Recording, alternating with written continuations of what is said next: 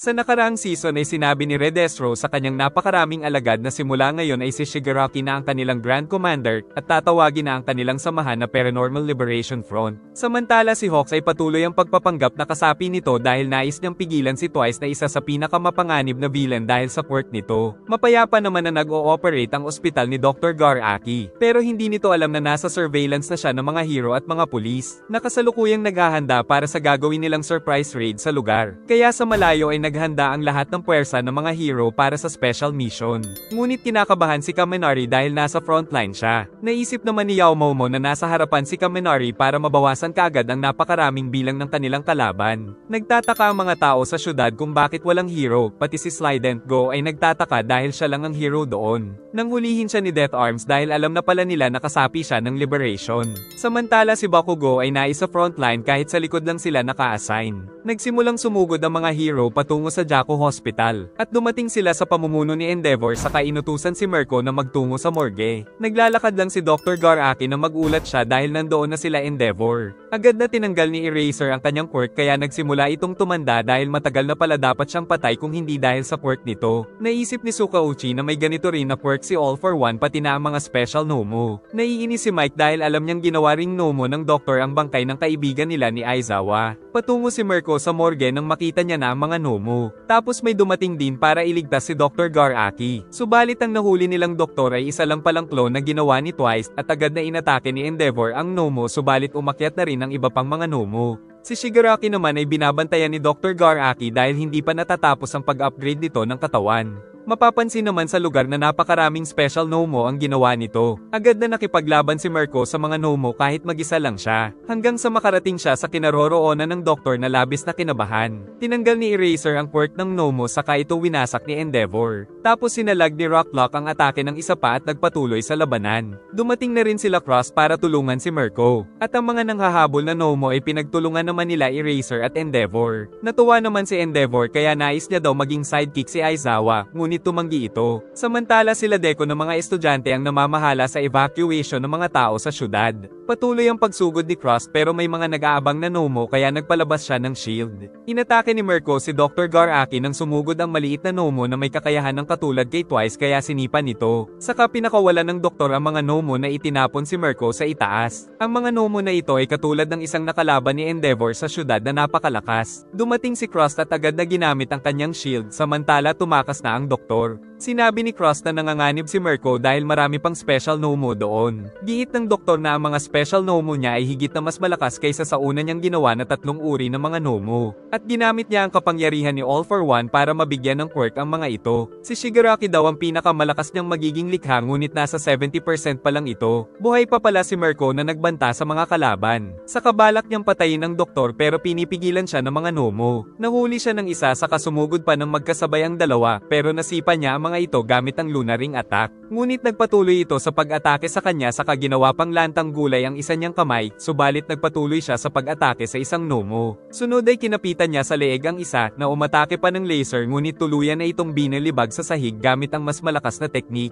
Itinali niya ang nanguluntoy na braso at hindi na rin nakapag-regenerate ang Nomo dahil sa ulo niya ito inatake. Paparating na rin ang iba pang mga hero sa base ng Liberation saka umatake si Cementos na napansin ni Skeptic pero nabutas ang kanilang base at natakot ang isang may pototoy sa noo. At nagpatuloy si Cementos kaya naramdaman na ng Vanguard Action Squad ang mga pagyanig. Saka sabay-sabay na sumugod ang mga hero. Pero naghihintay na rin ang mga villain, lalo na si Tatang na may kapangyarihan din ng kuryente na umatake ng napakalakas, subalit hinigup lang ni Kaminari ang mapaminsala niyang atake. Si Redestro ay nasa underground base nang may magsumbong na sumugod ang mga hero kaya bigla siyang na-stress. Sa itaas naman ay inatake na ni Edgeshot ang lahat ng mga villain na nandoon. Saka sumugod si Midnight at ginamit ang kanyang aroma upang mapatulog ang mga kalaban saka sila pinaghuhuli ni Kamui Woods. Tapos pinalambot pa ni Mudman ang lupa saka nagpatubo ng mga kabute si Komori. Dahil dito ay nakasugod na ang mga pro. Nagtataka naman si Twice dahil tinutukan siya ni Hawks ng mga balahibo nito. Ngunit naiiyak si Twice dahil siya na naman ang nagdala ng salot sa kanilang samahan katulad ng nangyari kay Overhaul. Kaya kumilos pa rin siya sa kabila ng babala ng hero. Subalit gumawa ng napakaraming clone ang lalaki upang makatakas. Misyon ng grupo nila Fat Gum na pigilang makatakas ang mga villain. At Ginamit ni Sun Eater ang kanyang ability sa napakaraming kalaban dahil siya ang magbabantay sa labas habang pumasok naman sila Fat Gum. Dahil madilim sa loob ay napakalakas ni Dark Shadow kaya nagawa niyang mapalusot sa pader si Destro. Subalit nagbabala si Dark Shadow na may naramdaman siyang halimaw na nagtatago doon, giit ni Fat Gum na hindi daw ito gagalaw dahil natutulog ang boss nitong si Shigaraki. Saka lumabas na sila doon at sumakay si Tokoyami kay Fat Gum. Gumawa ng napakaraming clone si Twice, ngunit mabilis na pinagpapatay ni Hawks ang mga ito. Hanggang sa tamaan niya na pati ang tunay nitong katawan kaya napaiyak na lang ang lalaki. Subalit bigla siyang tinamaan ng Blue Flame dahil dumating pala si Dobby. Saka tinuluyan na siya nito, subalit nakatakas pa rin. Subalit nanganganib ang kanyang buhay dahil apoy ang pangontra sa kanya. Bigla namang tumakas si Twice kaya nakaatake si Dobby. Ngunit nasa likod na pala si Hawks kaso muli siyang inatake ng malakas na apoy. Sa kabila ng pinsala ni Twice ay gumawa pa rin siya ng clone. Nahuli ni Illboy sila Himiko at Mr. Compress, ngunit pinagsasaksak lang siya ng clone ni Twice.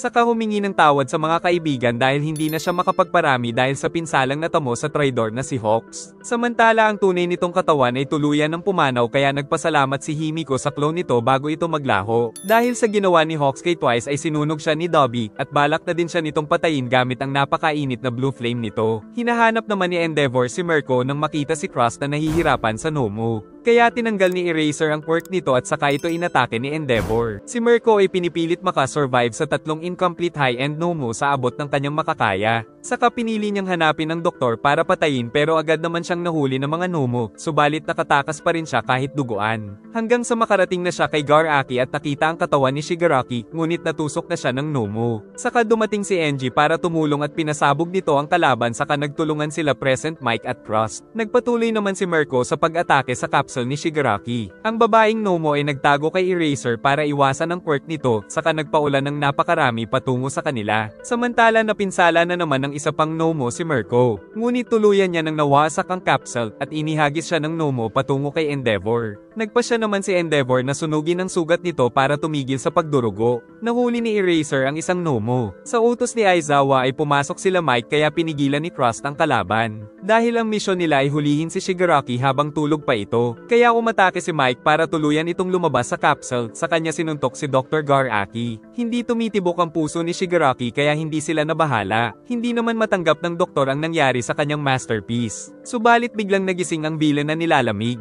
Sinuntok ni Crust ang isang Nomu subalit wala silang sapat na lakas para matalo ang mga ito. Umatake ng marami ang babaeng Nomu na sinalag ni Endeavor ng apoy, ngunit sumugod pa ito patungo sa kanila na sinipa naman ni Grant at kasama nito ang iba pang mga hero. Pinagtulungan kaagad nila ang isang Nomu gamit ang kanilang mga kakayahan, saka ito sinuntok ni Endeavor. Nakuha na ni Mike si Dr. Garaki pero hindi nila alam na nagising si Shigaraki at agad na pinatay si X-Less saka kinuha ang cloak nito. Nang tatapusin na ni Dobby si Hawks ay iniligtas ito ni Tokoyami. Kinuha niya si Hawks kaya inatake sila ng apoy. Nanghihina naman si Dark Shadow dahil liwanag ang kahinaan niya. Subalit tila nag-overheat na rin ang katawan ni Dobby kaya nakatakas pa rin sila. Ngunit may last 2 shots pa daw si Dobby, mabuti na lang ay naantala ito ng yelo ni Jiten na panang atake kay Mount Lady kaya mauupuan ng malaking puwet si Fat Gum. Pero dahil dito ay nakatakas naman sila Tokoyami at Hawks. Sa ibaba ay nakita ng mga villain na nagising na si Gigantamakia kaya baka gising na rin si Shigaraki. Samantala sa labas ay patuloy ang pag-evacuate ng mga tao sa tulong ng mga hero. Nang marinig ni Deku ang boses na sinasabing kailangan niyang pigilan si Shigaraki, nagmamadaling tumakas sa mga hero dahil sa leader ng mga villain. Ngunit kumapit kay Eraser ang isang Nomu pero iniligtas siya ni Crust bago ito namatay sa quirk ni Shigaraki kaya nagpatuloy sila sa pagtakbo. Napakaraming hero ang napatay ni Shigaraki sa labas dahil sa awaken na quirk nito, mabuti na lang ay nakakalipad sila Gran subalit maladelubyo ang nangyari sa syudad dahil napakalaki ng napinsala nito. Mabilis na umatake si Deku para pigilan ito, kaso nagpatuloy ang quirk ni Shigaraki kaya to the rescue naman si Shoto. Kaya nagmadali na silang iligtas ang mga tao doon. Sa gitna ay natira ang kinatatayuan ni Shigaraki. Sa kanito kinuha ang bala na quirk canceller pero nasira. Tapos kinausap niya sa radyo ang tauhan niyang giant na sumigaw ng napakalakas. Sa labas ay patuloy pa rin ang pakikipaglaban nila Yorawi at Kamui Woods, saka napatalsik si Cementos at muling umatake si Jiten na nasa lag nito, tapos binato siya ni Mount Lady. Saka kinuha ang baseball bat na ginawa ng kasama at pinagpapalo ang mga yelo. Samantala pinagpapatay ni Eelboy ang mga kasamahan dahil ito pala ay si Himiko. At mula sa ibaba ay lumabas ang malaking kamay ng Giant. Agad namang inatake ni Endeavor si Shigaraki, subalit sa kabila nito ay nakakapag-regenerate kaya siya ang muntik pang mapatay nito, kaya umikot siya at sinuntok ito sa likod at tumama ng malakas sa lupa. At sinabi sa mga hero na kailangan nilang lumipad para hindi maging abo at saka pinasabog ito ng napakalakas. Sa muling pagsugod ni Enji ay gumamit naman ito ng shield at sinabing nais niyang makuha ang one for all na narinig ni Deku sa radyo. Tumalon si Shigaraki patungo kay Deku kaya nagmamadali na rin ang mga tao, umalis na rin si Deku para hindi madamay ang mga tao at saka sinamahan siya ni Bakugo. Sinabi niya kay Endeavor na siya ang pakay ni Shigaraki kaya patungo sila sa lugar na walang tao. Nakumpirma ni Endeavor na totoo ang sinasabi ni Deku nang magbago ng direksyon ang villain. Samantala si Bakugo ay gigil na makabawi kay Shigaraki. Muli na namang tumalon ng napakataas ang villain. Saka ito gumamit ng radio blast upang masira ang lahat ng mga radyo nila. Nang dumating sila Deku ay aatakihin niya na si Shigaraki pero nanganganib siya kaya iniligtas ni Gran Torino. Saka pinaliwanag nito na pag hinawakan nila ang mga bagay na may decay ni Shigaraki ay dedo agad sila. Sumugod si Ryukyo sa villain pero hindi nakagamit ng decay ang villain dahil nandoon pala si Eraser. Habang sumusugod si Endeavor ay kailangang manatiling nakadilat si Eraser para hindi makagamit ng quirk si Shigaraki kaya tinulungan siya ni Manual. Saka nagwala si Endeavor pero nakatakas naman ng villain. Napansin naman ni number 1 na halos kasing lakas na rin ni All Might ang kalaban. Dinala ni Gran ang dalawa sa malayo. Magkakasama ang iba pang mga hero nang nakapagtatakang nakaligtas ang mga Nomo sa decay ni Shigaraki. Habang patuloy naman si number 1 sa pag-atake, at gumamit pa ito ng Hell Spider subalit nakapunta ito sa likod na sinapok siya kaya tumalsik si Todoroki kay Dragon Lady. Kinutya din ito ang pagtaas ng kamay ng mga hero bilang sagisag ng kapayapaan. Saka sinabing nagagawa niya ng makontrol ngayon ang kanyang decay. Dahil dito ay buhay pa rin ang mga high-end na kinakalaban ng mga pro. Sumugod si Shigaraki kay Eraser upang patayin ito para magamit niya na ang decay at hindi aabot sila Gran at Rocklock. Mabuti na lang ay dumating bigla si Deku. Saka may follow-up pa ni Bakugo na inatake ito ng napakaraming piercing shot subalit buhay pa rin kaya hinuli ni Deku ng Black Whip kaso dinala siya nito kaya sinuntok na ito ni Endeavor. Habang sumusugod si Endeavor ay naisip ni Shigaraki na kunin ang one for all at nakailag ulit siya sa Hell Spider at napangiti dahil naaalala niya ang kanyang master, ngunit inatake naman siya ni Gran, subalit nakatakas na naman ang villain sa kanila. Tapos tinignan niya ang target na si Deku. Si Bakugo naman ay inatake ito ng napakalakas na pagsabog, saka ito sinipa ni Deku at si Enji ay gumamit ng mas malakas pang punching technique. Samantala umakyat na rin si Gigantamakia kung nasaan din si Himiko na nakahubad kaya binigyan ni Mr. Compress ng damit. Patuloy naman ang labanan nila Mount Lady at G10. At ang Giant ay tumakbo patungo sa kanyang master kaya pinigilan ito ng malaking babae subalit mas malakas talaga ito sa kanya. Hinabol sila ng mga hero upang bigyan ng backup si Mount Lady, ngunit inatake naman sila ni G10, kaso si G10 ay nilamon din ng kapangyarihan ni Cementos. Si Redestro naman ay kinakalaban sila Edge Shot at ipinag-utos sa mga tauhan na tulungan si Gigantamakia. Sumunod din sila Kamoy at Midnight. Subalit na itapon na nito si Mount Lady kaya nangangamba sila Kamoy na makarating ito kay Shigaraki, kaso sinunog naman siya ni Dobby, tapos inatake ni Mr. Compress si Midnight ng mga bato. Tumawag si Midnight kay Yaoyo para utusan siyang gumawa ng mga pampatulog at ibigay sa mga hero dahil ito lang ang paraan para pigilan si Makia. Naisip ni Yaoyo na wala ng mga pro doon dahil nakikipaglaban sa mga tauhan ni Destro kaya sila na lang ang kikilos kahit pinagbabawal ito dahil ang mga pro lang ang may pahintulot na lumaban. Kaya gumawa siya ng mga pampatulog at nagplano sila. Sa utos ni Yaoyo ay gumawa ng trap si Mudman na nilagyan ni Mineta ng mga pampadikit habang si Setsuna naman ang lookout sa itaas, samantalang sila Mount Lady at Kamoy ay nakakapit pa rin. At tagumpay naman na nakatapak si Makia sa trap hanggang sa matumba ito. Sa kanila pinagtulungan ito at ginamit din nila Shiozaki at Zero ang mga quirk para dagdag sa tibay ng tali, subalit naputol ang mga ito. Ginamit ni Shoji ang laser ni Aoyama sa mga nakasakay na villain, tapos nilagyan sila ng mga pointer ni Kaminari na pinalipad ni Reiko upang kuryentehin sila ngunit binato siya ni Mr. Compress. Dahil dito ay pinagbabato na lang nila ang pampatulog sa Giant kaso nabasag ni Makia ang lahat ng mga ito, saka sinunog pa sila ng napakainit na apoy ni Dobby. Subalit nag-overheat na rin ang kanyang kamay. Nakatakas na rin ang Giant kaya pinasabog ni Yaoyo ang mga ginawang landmines. Dahil dito ay nakarating na rin ng mga pro sa kaniyakap ni Mount Lady si Makia at pinabuka ang bibig.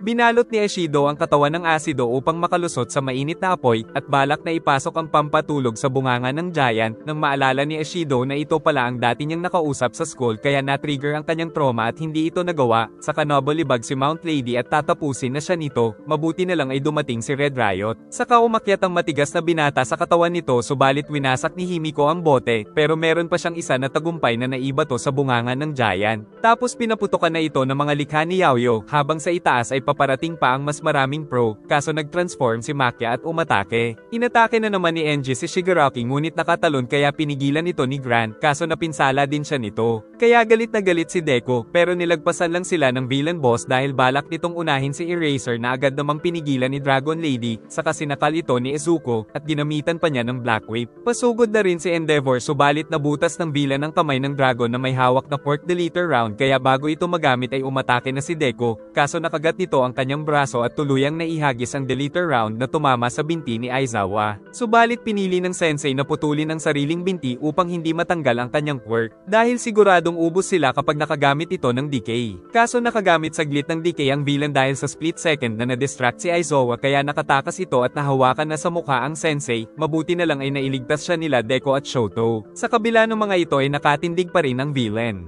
Habang kinakalaban ng mga pro hero ang giant ay muntik na sila Yao Momo pero nailigtas ni Majestic kaso ito naman ang naiwan. At ngayon ay nakarating na sa bayan ng giant kaya napakalaki ng pinsala ang nagagawa nito. Ikinatuwa ng baliw na doktor nang makita si Makia dahil siguradong katapusan na daw nila. Nag-overheat na rin si Endeavor kaya gumawa si Shoto ng yelo para lumamig ito. Ngunit dahil nawala ng malay si Aizawa ay gagamitin na ni Shigaraki ang decay, subalit bomb ibigay na rin pala ang katawan nito. Kaya naisip niya na premature pa pala ang kanyang katawan kaya hindi niya magamit ng maayos ang recovery. Sa kabila nito ay umatake pa rin siya ng decay sa lupa ngunit nailigtas ni Deku ang lahat ng mga kasama dahil nagamit niya na rin ang quirk ng 7th Fuser na float at naalala ni Gran na ito ang quirk ni Shimura. Nang ligtas na ang lupa ay ibinaba na ni Deku ang mga kasama. At sa itaas ay binugbog niya si Shigaraki. Ngunit basag na rin ang kaliwa niyang kamay dahil sa paggamit ng One for All. Subalit ginamit niya pa rin ang kanang kamay para tapusin ito. Dahil dito ay basag na ang dalawa niyang braso pero nagpatuloy pa rin sa pag-atake. At sa muling pagkakataon ay gumamit siya ng Texas Smash kaya basag na talaga ang kamay ngunit nahuhulog na rin si Shigaraki. Na-realize ni Bakugo na labis din ang pinsala ng sariling teknik ni Deku sa katawan. Kaya sumakay sa kanya si Endeavor at lumipad sila patungo sa villain, saka inihagis ni Kachan si number 1 patungo sa kalaban. Tapos ibinigay nito ang lahat ng natitira niyang lakas upang tuluyang tapusin si Shigaraki, subalit sumanib si All for One kaya natusok si Endeavor, at sunod na inatake si Deku ngunit iniligtas ito ni Bakugo. Nahulog ang binata na iniligtas naman ni Shoto pati na ang kanyang ama. Muling umatake si All for One ngunit tila may sumanib din kay Deku kaya nagagawa pa ring lumaban. Subalit nagawa na siyang mahawakan ni All for One kaya hinigop ang One for All. Sa pagkakataong ito ay nakapasok na naman si Deku sa loob ng One for All, kung saan nakita niya doon si Shigaraki na ayaw palang magpakontrol sa kanyang master. Natumba naman ang bida kaya sinabi ni Shimura na sila na muna ang bahala. Samantala patuloy pa rin ang pagtakbo ni Makia patungo sa master niya kaya walang tigil din ang evacuation na ginagawa ng mga hero. Natuwa si All for One dahil nakita na naman niya ang yumaong lola ni Shigaraki. Nagpakita din doon ang kapatid ni All for One na siyang unang nagmayari ng One for All.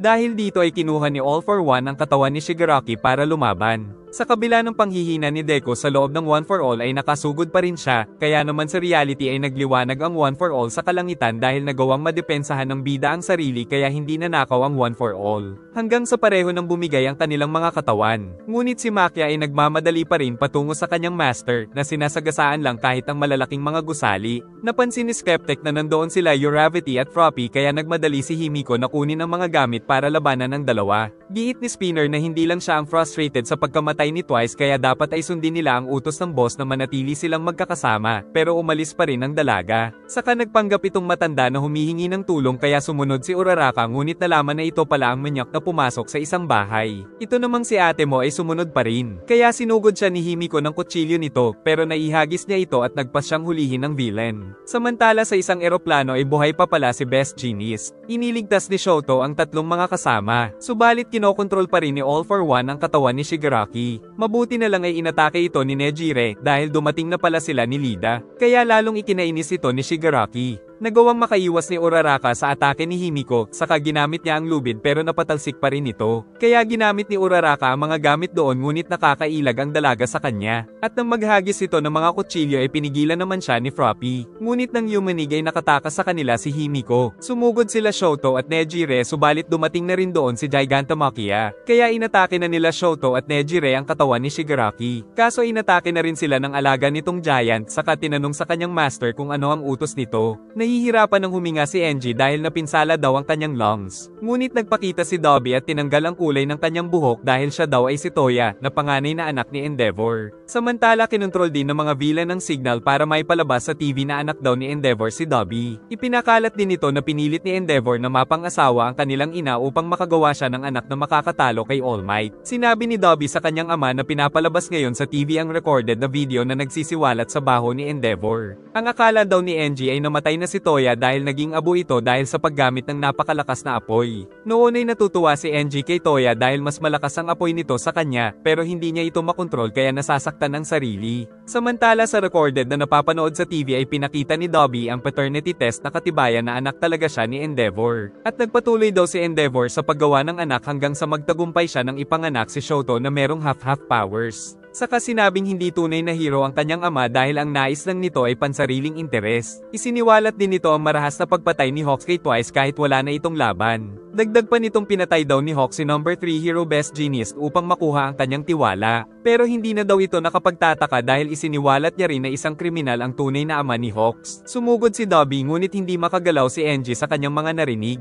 Kaya naman susunugin na sila ni Toya nang bigla silang mahuli ng mga matitibay na lubid dahil buhay pa pala si Best Genius. Nagtataka si Dobby dahil dapat ay patay na si number 3. Saka sumugod si Shoto at inatake ang kanyang kapatid. Maging si Makia ay hindi makatakas sa atake ni Genius. Tapos tinamaan si Nejire ni Toya dahil nakatakas na ito gamit ang Blue Flame. Nang magsalita si Shigaraki ay lumakas bigla ang giant. Samantala ang mga Nomo ay biglang tumakbo patungo sa villain boss. Subalit meron pa pala sa likod ni Burnen kaya iniligtas ng kasama. Nagsagupaan naman ang magkapatid gamit ang kanilang mga apoy. At ang mga Nomo ay balak patayin si Genius. Mabuti na lang ay bumalik na pala ang quirk ni Lemillion na inatake ang mga Nomo. Kahit na may pinsala ang mga organs ni Bakugo ay nagawa pa rin itong mailigtas si Genius gamit ang mga explosion saka umatake din si Lida. Maging si Nejire ay muling lumaban. Saka sinabi ni Bakugo na ang hero name niya ay Great Explosion Murder God Dynamite. Sa kabila ng mga labanan ay hindi makakilo si Enji dahil sa shock lalo pa at natalo ni Dobby ang kanyang kapatid. Mabuti na lang ay nailigtas ito ni Deku pero napakatindi talaga ng apoy ni Toya. Subalit tuluyan nang nakatakas ang giant. Pero kumilos na rin si Endeavor at sinapok ang giant gamit ang huling lakas. Sakto naman na tumalab na rin ang pampatulog na nailagay kanina ni Kirishima. Samantala sa ere ay nagpatuloy ang sagupaan ng dalawang anak ni Endeavor. Saka pinatalsik ni Mirio ang isang Nomo. At nagpatago sa isa pa saka winasak ito. Dahil dito ay nanganganib ng matalo ang mga villain. Sa sobrang higpit ng tali ay naglalaway na si Mr. Compress at napapaiyak na rin si Spinner. Kinumpres ng villain ang binti para makatakas at kinumpres rin si Shigaraki. Saka tumakas ngunit umatake agad si Genius pero tinatanggal ni Compress ang atake nito kahit mapinsala din ang sariling katawan, saka kinuha din niya si Skeptic. Samantala naglalaban pa rin ang dalawang fire user sa kalangitan. Saka kinuha na rin ni Compress si Dobby. At nagtungo kay Make saka pinakawalan sila Spinner at Shigaraki. Patuloy ang pakikipaglaban ng mga pro sa mga Nomo at iniligtas ni Master Driller si Burnen pero siya naman ang napatay nito. Saka dumating si Lemillion at sinuntok si Compress bago pa nito magamit ang ultimate move. At ang isusunod ni Mirio ay sila Shigaraki ngunit napatalsik sila nito gamit ang malakas na tunog. Ang mga Nomo naman ay pinigilan ni Best Genius. Napansin ni Spinner na si All for One na ang nagkokontrol sa katawan ng kanyang boss. Sumugod pa rin si Mirio subalit nagawa siyang tamaan ng kalaban. Subalit magkasabay na sumugod sila Lida at Todoroki kaya pinatalsik sila gamit ang shield. Nakatakas na rin ang mga Nomo kay number 3. Si Deku naman ay pinilit pa rin sumugod kahit lantang gulay na ang mga braso at bintik hanggang sa tamaan nito si All for One subalit inatake siya nito kaya tuluyan ng nakatakas. Samantala makikita sa paligid ang lahat ng mga gusali at mga hero na napinsala dahil sa napakatinding labanan ng dalawang puwersa.